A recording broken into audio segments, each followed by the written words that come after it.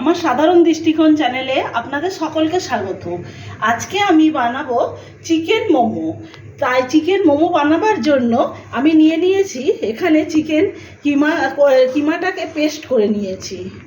তারপরে নিয়ে নেবো পেঁয়াজ কুচি, এর মধ্যে দিয়ে দেব।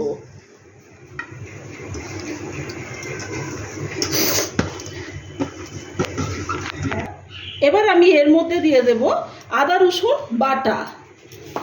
আদা রসুন বাটাটা এর মধ্যে দিয়ে ভালো। এবার এর মধ্যে দেব ধনে পাতা কুচি আর পেঁয়াজ পাতা কুচি। এবার আমি দেব এর মধ্যে কিছুটা ভিনিগার, কিছুটা সয়া সস,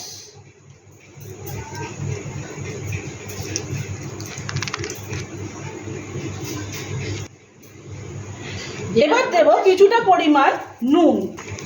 এবার আমি এর মধ্যে দিয়ে দেবো গোলমরিচের গুঁড়ো।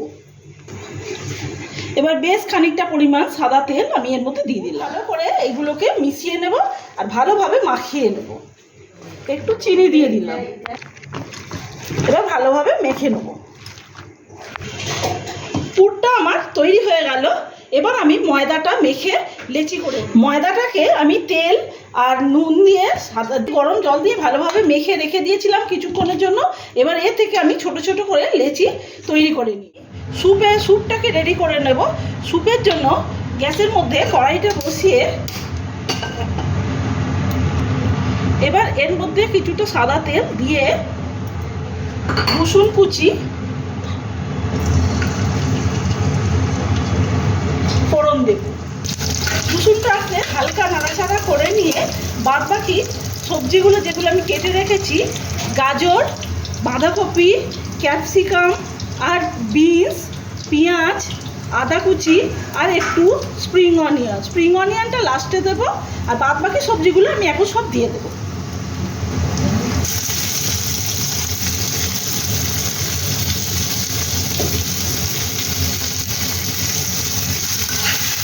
এবার এগুলোকে একটু নাড়াচাড়া করে দিয়ে এর মধ্যে আমি চিকেনের যে বডির মাংস থেকে আমি হাড়ের টুকরোগুলো বের করে রেখেছিলাম এগুলো দিয়ে দেবো। সবজিটা আমার এদিকে ভাজা ভাজা হচ্ছে। এবার আমি একদিকে আরেকটুখানি আমি কড়াই একটা চাটু বসিয়ে তাতে দুটো টমেটো, দুটো কাঁচা লঙ্কা আর 4 কোয়ার মতো রসুন দিয়ে একটু পুড়িয়ে নেব। সবজিটা ভাজা হয়ে গেছে। এবার আমি এর মধ্যে এই চিকেনের এই হাড়ের টুকরোগুলো দিয়ে দেবো। এগুলোকে একটু ভালো করে নাড়াচাড়া করে দিয়ে স্বাদটাকে ব্যালেন্স করার জন্য একটুখানি চিনি আর পরিমাণ মতো নুন দিয়ে জল দিয়ে সেদ্ধ করতে বসিয়ে দেব।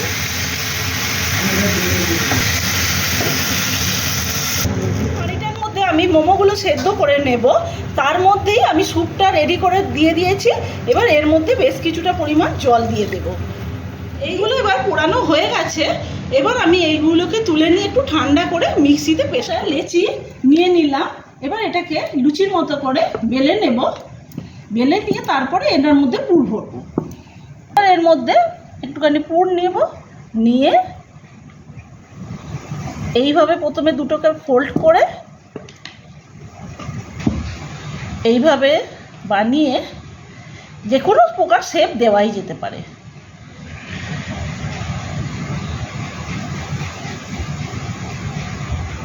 এইভাবে আমি বেশ কতগুলো বানিয়ে নিয়েছি।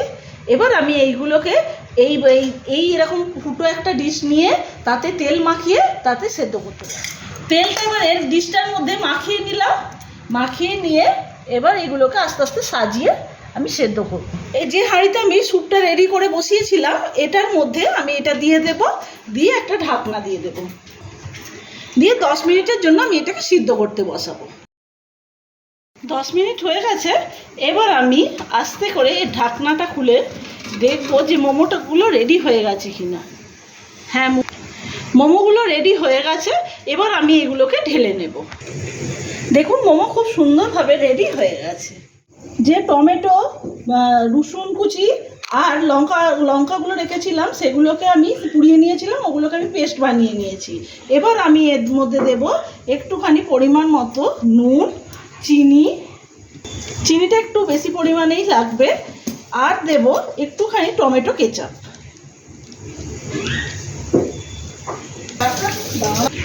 এবার আমি এগুলোকে ভালো করে মিশিয়ে নিয়েছি। আমার মোমো সস রেডি সেদ্ধ হয়ে গেছে। এবার আমি এর মধ্যে দিয়ে দেবো একটুখানি জলে গোলা কর্নফ্লাওয়ার, দেব অল্প একটু ভিনিগার,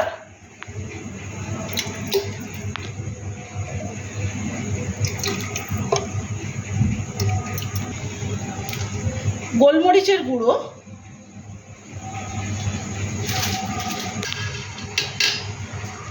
স্যুপটা ফুটছে তখন আমি একটা ডিম এর মধ্যে ফাটিয়ে দিয়ে দেব এবং খুব ভালোভাবে নাড়াচাড়া করব যাতে ডিমটা না এর মধ্যে শক্ত হয়ে যায়।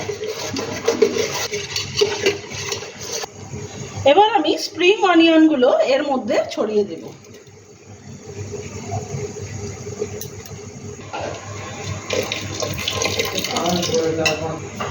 মোমো স্যুপ আমার রেডি হয়ে গেছে। এবার আমি এটাকে আমার মোমো রেডি হয়ে গেছে।